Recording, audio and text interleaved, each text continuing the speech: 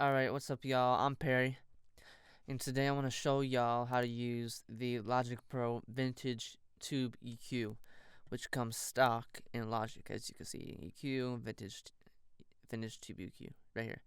This is the third Vintage EQ that I've gone over. I've done videos on the other two, the Vintage Console and the Vintage Graphic EQ. If you want to check those videos out, they're on my channel. It shouldn't be too hard to find. But let's dive into this breakdown of how to use the Vintage Tube EQ. So, this EQ is actually an emulation of some EQs that already exist. To be specific, the EQs that were emulated here were the analog pultec EQP 1A EQ, which is the top part right here, and then the pultec MEQ5, which is the bottom part right here. So in Logic, they just combine them. Oftentimes, like in Waves, for example, they're separate. They're two separate EQs that you can use. But in Logic, they just put it into basically one plugin where you can control each and turn each one of them on or off as you please. But let's start to break down what each of these parts do and their strengths and weaknesses and things like that. So, from what I've seen, it seems like the top portion, this part of the EQ, is more focused on low end and high frequencies, and this bottom EQ is more focused on mid range type EQs. This top portion up here, the EQP 1A emulation portion, from what I've read, it seems to be best on things like drums, bass guitars, vocals, final mixes, things like that. And then the MEQ5 down here is better for adding presence to things like vocals, guitars, keyboards, and horns and things like that. They're both two pretty good EQs. A lot of people like to use these pultecs. I personally like to use the EQs on at least one of them on vocals. I use them a lot, so that's probably my favorite use of them. But I think now I'm gonna start to go from kind of button to button, knob to knob, kind of explaining what each one does. All right. So first off, you got the basic ones, the in and outs. These turn on and off the EQ circuits. Next, well, let's go to the low boost.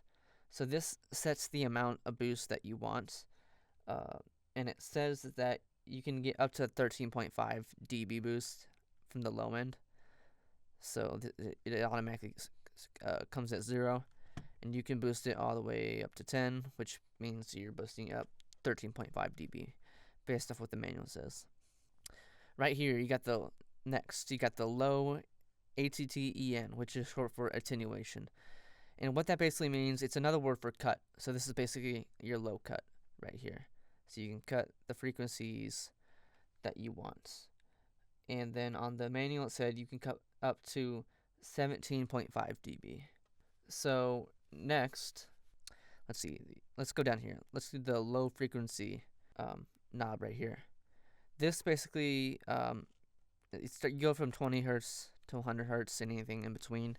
And this is basically the frequencies. You choose what frequency you want to cut or boost. So let's say you chose like 60. You can boost 60 hertz if you want, or you can cut it if you want. But this is where you choose what you want to boost or cut right here. All right, moving to the high portion, so the high EQ stuff. A lot of it's fairly similar with a few additions. So you got the high boost here. This is just boost your high frequencies, and you can boost up to 18 dB max. You got your high attenuation, so that's your high cut, where you can cut the highs that you want. Right here, you got your high bandwidth. This is basically where you set your Q. So bandwidth and Q are kind of similar words there, and you can choose the range from narrow to broad, right? So that's in your EQ curve. You got the curve and it goes up and down like that. That's basically what you're messing around with. You're making it either narrow or wide. For the high frequency knob right here, this sets the amount of high frequency. Yeah. So the high frequency knob right here, this is where you basically choose what frequencies you want to screw around with. So if I chose 10K, then I'd be boosting 10K, or I'd be cutting 10K or whatnot. Going back to here, if I'm looking at it, Yeah, I think the high attenuation cut back here looks like you can get up to 16 dB of cut on this. I just want to touch on that. I was looking for that earlier.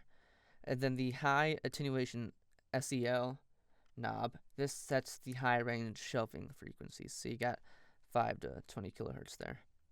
Alright, that's basically all I got for the explanation of the top part in terms of what the knobs do. Let's go down to the second EQ down here, the MEQ5 emulation. So again, obviously you got your in and out, turning the EQ on or off knob. For the low frequency knob, this sets the low center, what is it called, low range center frequency. So you got 0.2 kilohertz all the way to 1 kilohertz. And then the low peak knob, this sets the amount of low frequency boost, and it says up to 10 dB you can do of frequency boost. Moving on to dip frequency, this is where you set the dip or cut center frequency. So for example, let's say I wanted to dip 1K. You would set the place in the frequency that you want to try to dip or cut, and then this dip knob right here is where you basically choose the amount that you dip. So the dip knob sets the amount of cut the selected dip frequency. Yeah, so you can boost it all the way up to there. Now to the high frequency knob over here. This sets the high range center frequency. So again, you're choosing your frequency. Let's say 4K. And then high peak knob, this sets the amount of frequency boost up to 8 dB. So, boost to the right, or you can keep it all the way to the left where it does nothing. And that does it for explaining all the knobs on these two different EQs here. Next, for the output section, these are basically the same on all of the EQs for the vintage EQs in Logic. You got your drive knob. That's basically adds saturation, adds color characteristics, things like that. Output model. This is basically you're choosing between different preamp models. Basically, default is set to silky. The graphic EQ default is punchy, and the console EQ default is smooth. You can change this if you want these, though. I usually keep it the same. Phase. You got natural or linear. So with natural, natural is another word or another name for analog phase EQ. And this replicates analog hardware. It introduces a bit in latency, but not as much as linear phase. So most of the time, you're probably going to want to keep it on natural. Linear phase is better for mixing, mastering, and that kind of stuff. It introduces a higher amount of latency or delay in your audio, but it avoids phase distortion. So it's ideal for mastering. It also reduces smearing, painting, sonic transparency, and mastering situations, stuff like that. But so if you're mastering, put it on linear. If you're doing it almost anything else, probably keep it on natural. Then you got volume up here or down here. So that basically explains all the knobs on how to use what each knob does on this. Now let's go around with it. I got a drum loop here, and I'm just gonna screw around with the knobs just so y'all can hear what the things do, right? What the knobs do, what it sounds like. So let's do that.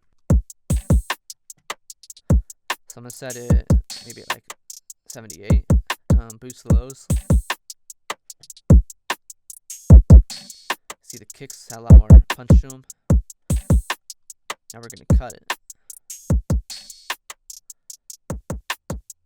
You see that the kicks are a lot weaker there. Moving to the high boost section, now we're going to focus more on the hi-hats.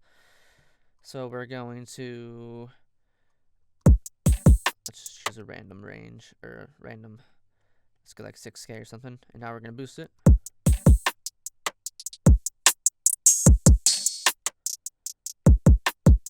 Now we're going to cut it.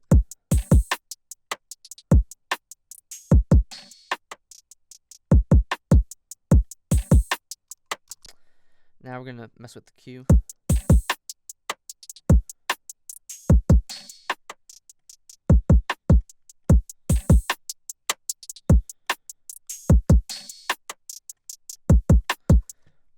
Alright, cool. Let's go down here and let's start messing with these knobs down here.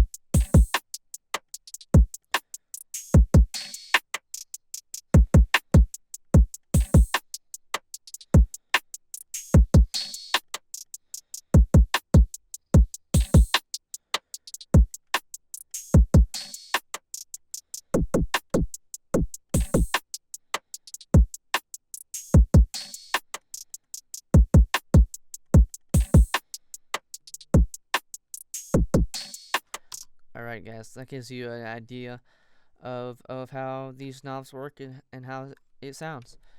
I think I touched on everything I wanted to talk about in this video, so that's all I got for the vintage tube EQ on what it does and how it works. If you guys have any questions, leave it in the comments below. If you like the video, give it a like, comment, subscribe, do all the good stuff. If I missed anything, let me know. If you got any ideas for future videos I can do, let me know. I'll be all ears. But until next time, I'll see you around. Anyways, peace.